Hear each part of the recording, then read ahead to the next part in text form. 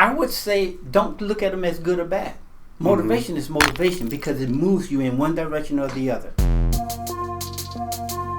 Because if you're going in the wrong direction, eventually you're going to make the correction and go back the other way. So motivation, whether again, that boils down to our perception of the thing. And so good, bad, and or indifferent, motivation is good for you because you're either going to learn from it or grow from it.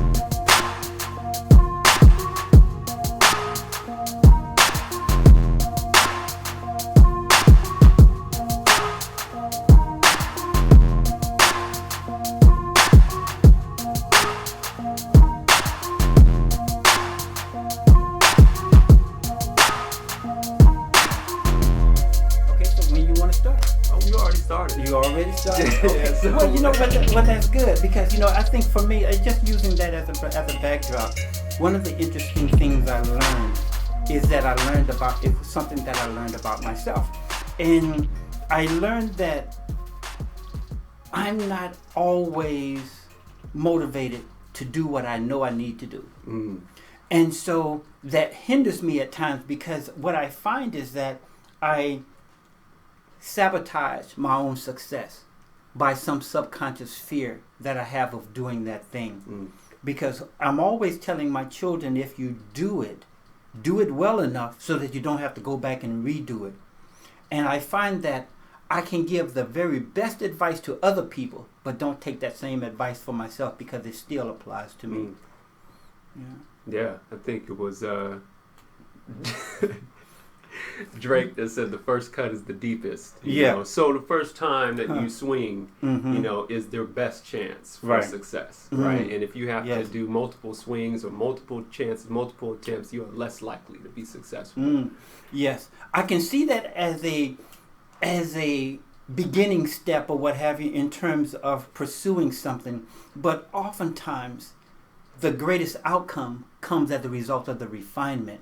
And so those multiple cuts or multiple steps can be necessary depending on what you're doing and what outcomes you're looking for.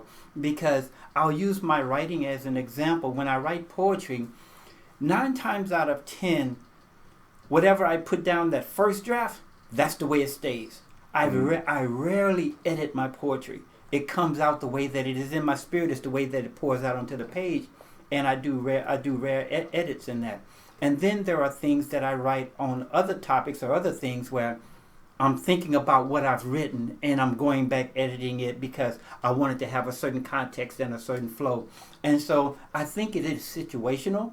And so when you know that you have patterns of behavior that dictate what you do, you can also now start to predict your outcomes based on how you approach it. So if somebody was in that scenario where they no motivation or they're not really sure about where they're going to get the energy, they had a good idea, just like with me, sometimes I'll have a great idea and I'll be motivated at first, but then after a while the newness kind of fades and you revert back to old habits or you stop doing the new thing. So what would you say in that kind of scenario? Well, I think for me, what I look at is what is the motivation for the idea and what inspired the idea. Because inspiration is something that is deeply within you. And so it's one thing if it's sparked by something exterior or outside of you versus something that is sparked from something inside of you. And I think that when we get ideas and things based on something that is external, it can fade. Because it sounds like a good idea. And because it sounds like a good idea, we want to try it. But once we get into it, we say, it really wasn't something that I really wanted to do. But that thing that is a burning passion within you, and it comes from that inside of you, then you can do it forever. Or, even though you may put it aside, you can think about it 2 years down the road, and it's still relevant. It still have that same drive to it. It's just that you haven't had the desire to push it forward to its completion.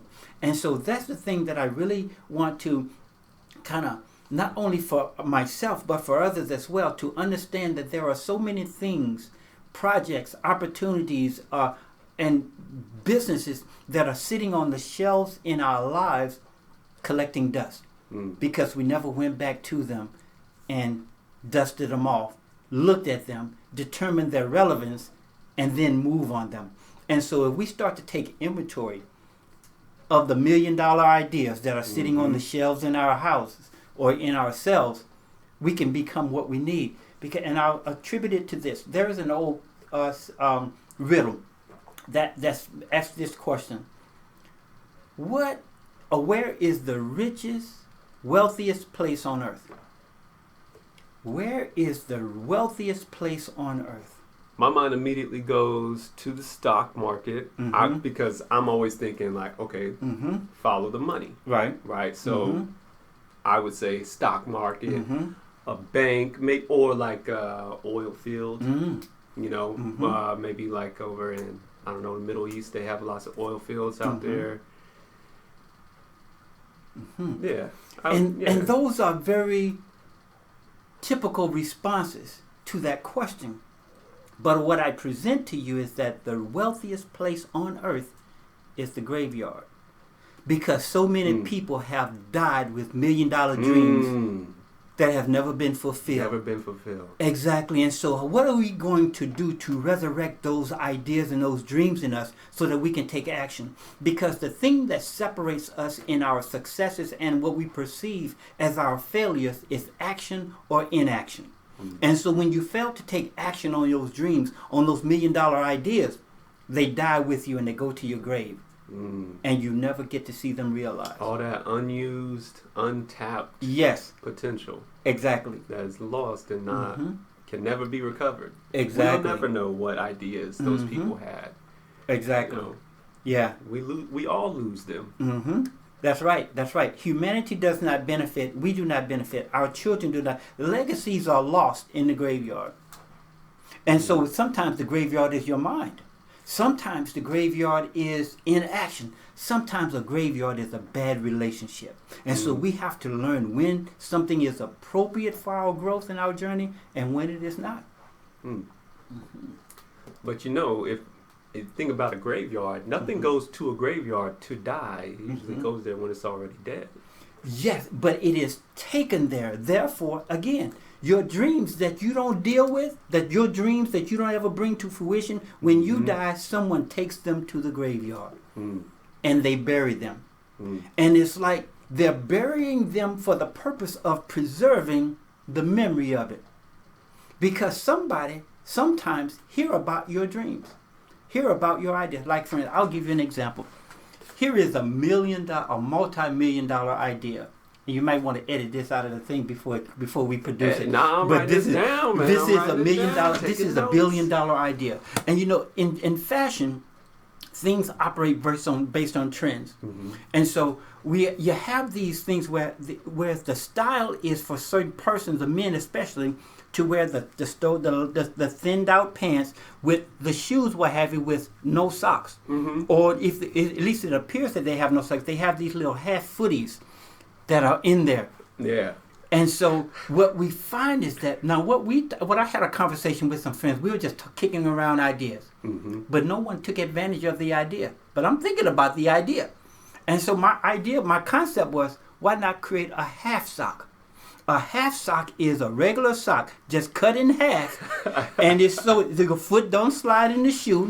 It absorbs the moisture, and you still have that look. Because what happens with the current half sock that's out there, it goes underneath the heel, and it makes it uncomfortable. But if you had a half sock, it's just a little thing that fits right over the head of your foot, and that protects your feet. That's where the moisture resides or what have you. And so you have this half sock that you can make $1 billion off of.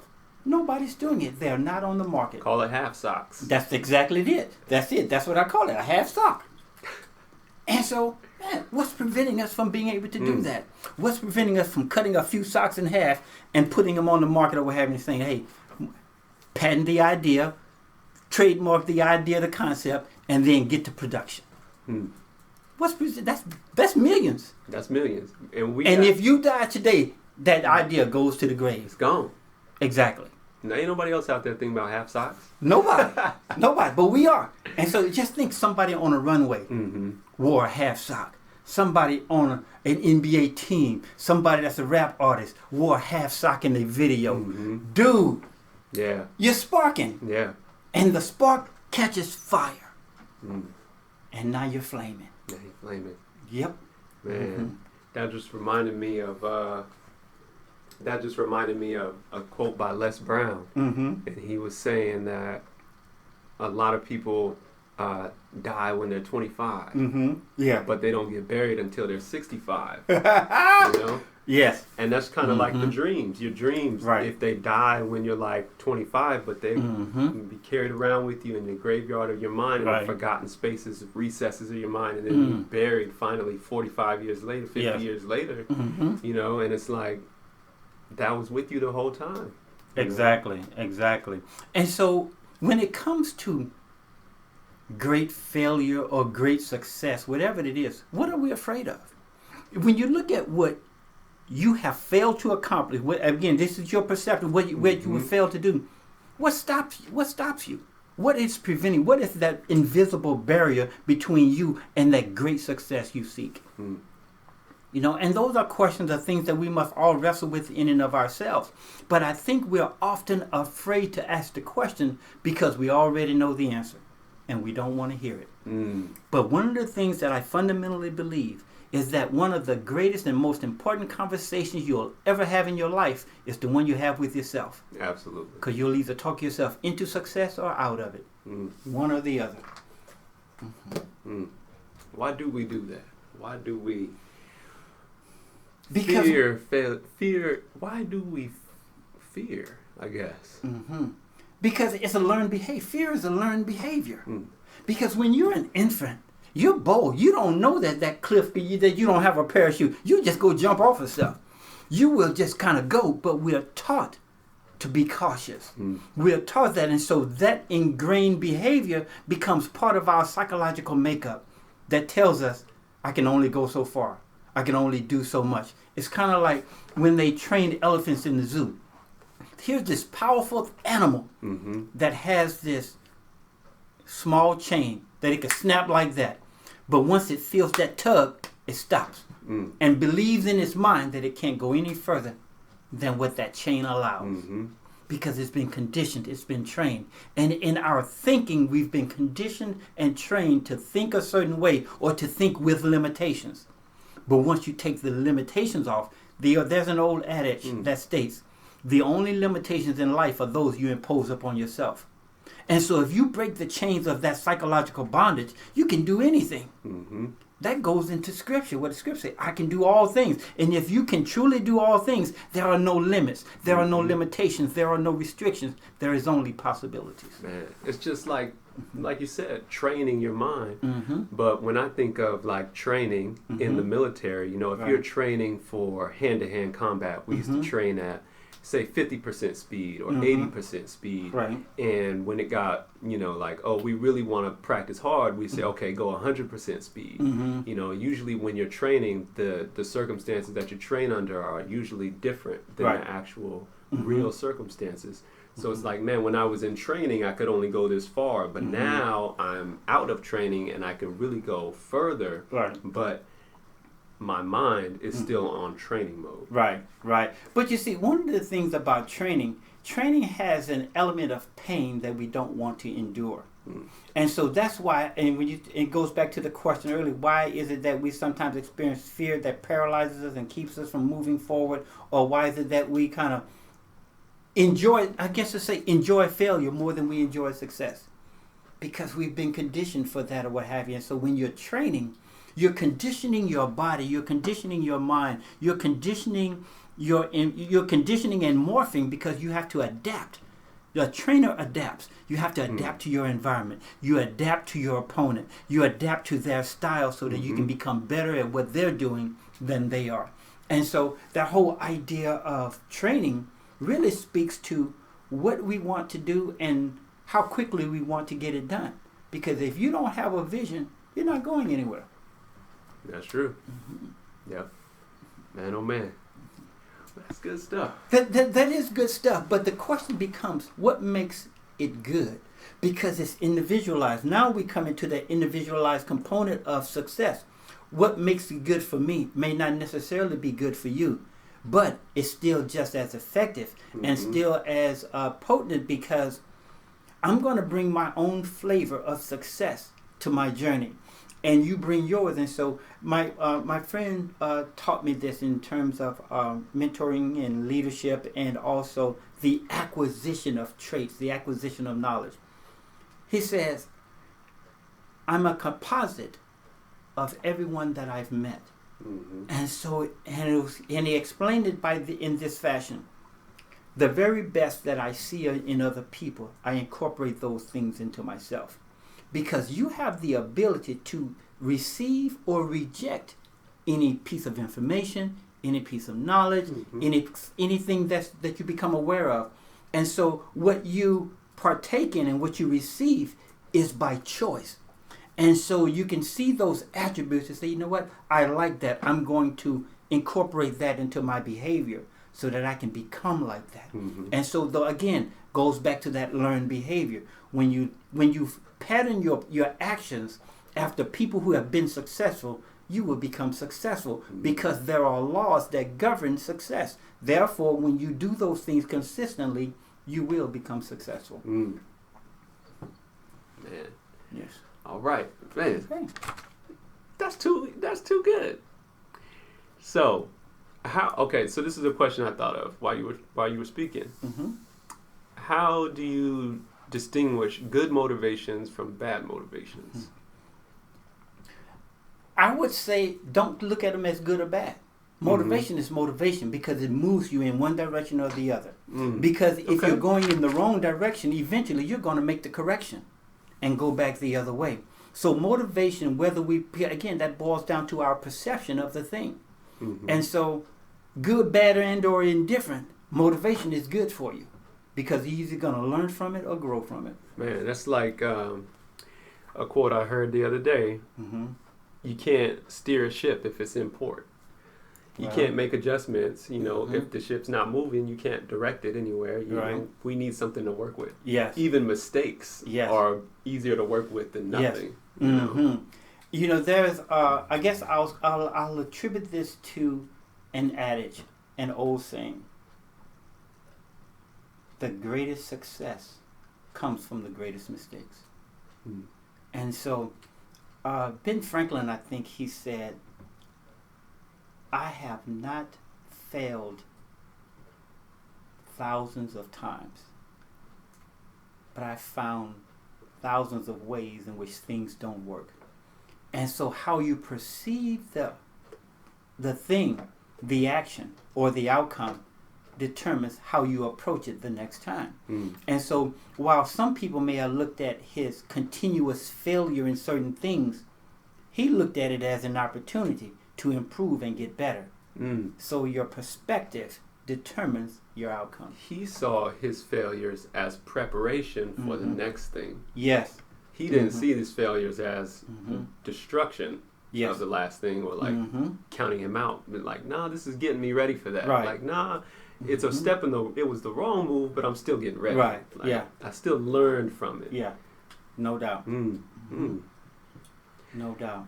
And so when you look at, in closing out this session of the Platinum Cafe, what do you want for yourself that you also want for someone else?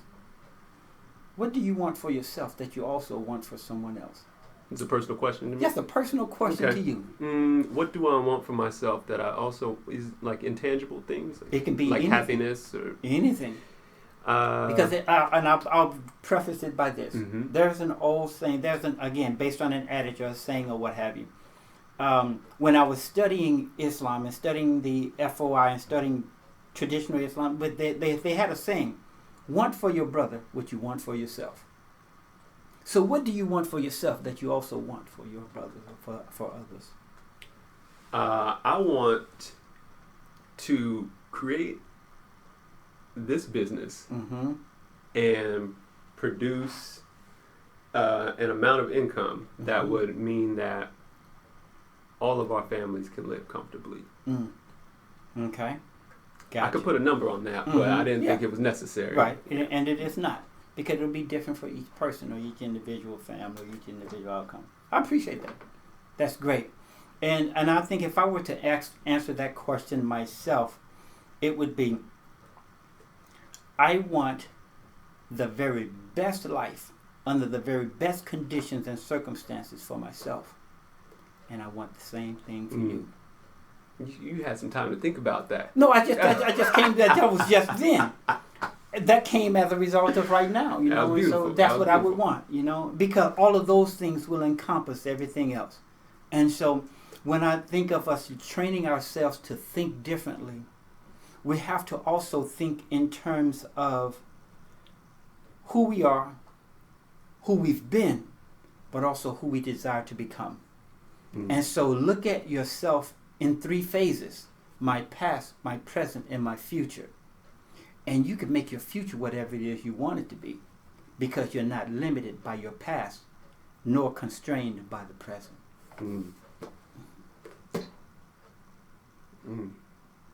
That actually ties into the topic I was going to suggest, which is getting past your past. Okay. But we can talk about next time. We can talk about that getting next time. Past your past, yes. Tell them how to get into contact with you.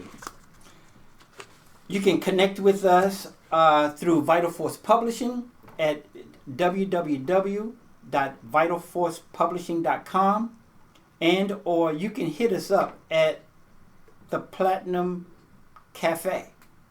I done messed all that up. That's not even in there because I don't have a Platinum Cafe yet. But what it is that we have www.platinumhitter.com, and connect with us on Platinum Hitter page.